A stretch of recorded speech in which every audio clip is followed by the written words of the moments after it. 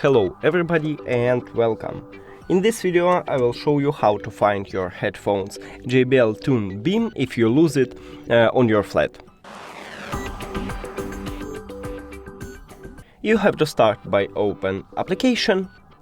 Now scroll down and click on Find My Buds. Now choose the left one or the right one earbud and it play a sound. So let's say I need for both. Now I should wait 5 seconds and then click continue. I can also make it for the right one. Sometimes it's lagging and make no sound, so we should just wait. As you can hear, it make a sound. After that, click on pause. And that's it. Thank you for watching this video. If you found it helpful, please consider subscribing to channel and leave the like on the video. It's really important to us. See you later!